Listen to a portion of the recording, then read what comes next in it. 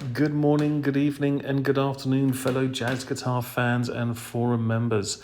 The royal we, myself and my partner, we are on our way to Battersea. It is Sunday morning at 11 a.m. It's a very misty day out there in almost freezing conditions.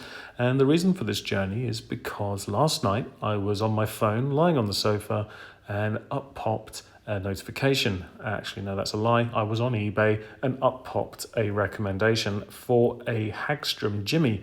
And here we are. We've now just arrived in Battersea, southwest London, and I'm about to meet the seller and buy the guitar. Always a nerve-wracking moment to do this. And actually, I couldn't record the interaction with the seller, so we're now leaving, and I will carry on with my little story. And anyway, so when this Jimmy Hagstrom notification popped up, I thought, well, I've always wanted one. I've never quite found one in the right condition or the right price, usually in Canada or something. The ones that usually come up for sale are usually the kind of dog's dinner ones. And I thought, this one looks pretty good, although it doesn't have the right parts. Price was good. It was kind of local. And I thought, do you know what? I'm going to buy it because I need this guitar. Now, all of you gassers out there are saying, yeah, we all need it, but I really need this guitar. And there's a very good reason for it, which I can't tell you about. Anyway, actually, on the way back, we pop into a South Indian restaurant here to have a thali, and then we go to Koreatown to get some seafood for myself and some honey-covered snacks for my partner. We're now on our way out of New Malden. We're going to go back to Woking to the old workshop, pick up a couple of guitars that are still remaining, and we're going to take those over to Camberley. But in a minute, you're going to see some really apocalyptic weather right about now, and that's about 5 minutes down the road. And that's not congestion or smog, that is fog or mist. Anyway, back to why I need the Jimmy Hagstrom, and my other people's needs are not as valid as mine. And anyway, so I'm trying to do a couple of projects, which is like the vision for this guitar manufacturing. Just to start with, I'm trying to create a few models that will hopefully get a lot of buzz going. This is the workshop in Woking, old one. And I was having a problem. I bought a couple of guitars to fix this problem. And unfortunately, there was just something that just wasn't making sense. And when this Jimmy came up, I was looking at it and I thought, well, hang on a minute. And I started looking at something else. I thought, and I was able to make this connection. And suddenly a light bulb just went off, and that was it. I knew that I had to get it. So be damned that the guitar has the wrong tailpiece and the wrong tuners. Doesn't matter. I need the body because there are certain things I need to do in order to create something that I think is going to be really exciting. So in about 6 months' time, hopefully when I've created this thing, I can tell everyone the whole story and the reason why I went down this pathway. And so until then, unfortunately, you're just going to have to accept the fact that I do have valid reasons for this this acquisition.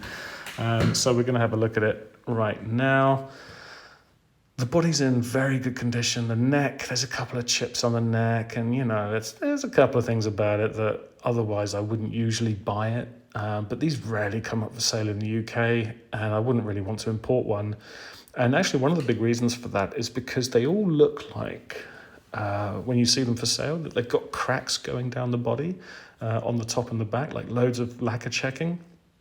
Although I think these are probably polyurethane, but they actually don't, or as far as I'm aware, that's a kind of illusion.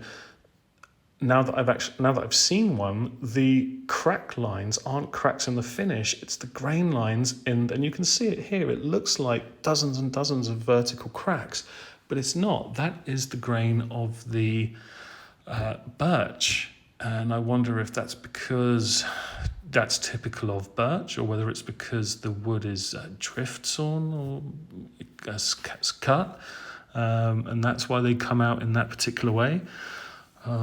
Anyway, there's a chip on the neck heel, not great. The necks don't join the body in the same way. The finish is not, if you look here at the fingerboard extension, you can see where they've gone, oh no, that's touching, we'll have to cut, and it looks a bit rough, shall we say.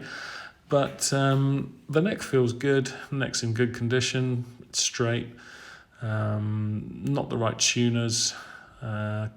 It's not worth putting the right tuners on because you'd have to find vintage ones, unless the HJ 600 or 800 have the same old tuners, which I doubt. I'll have a look. But that would cover up the holes of these ones. Anyway, the tuners on there are very good. They do their job, so, whatever.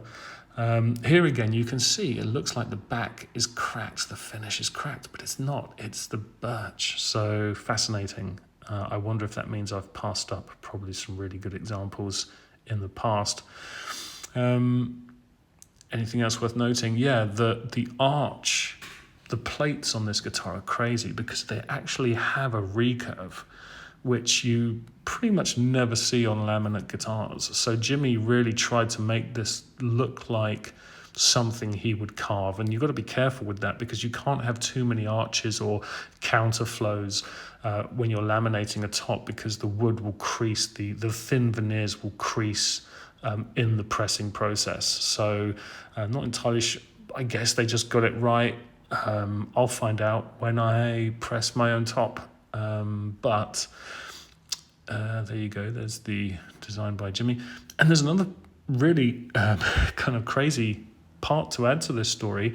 Tomorrow, I've got another one coming. So within 12 hours, I ended up buying 2 Hagstrom Jimmys. This one and an oval hole one in mint condition. Now that's rare. So I guess I'll keep the oval hole one and eventually sell on the F hole one. Anyway, I'll follow up this video and this thread with some recordings, some more videos, obviously some high-class pictures. I say high-class, as good as I can take pictures. And we'll go from there and explore the guitar a bit more. I know other people have, but why not do it myself as well?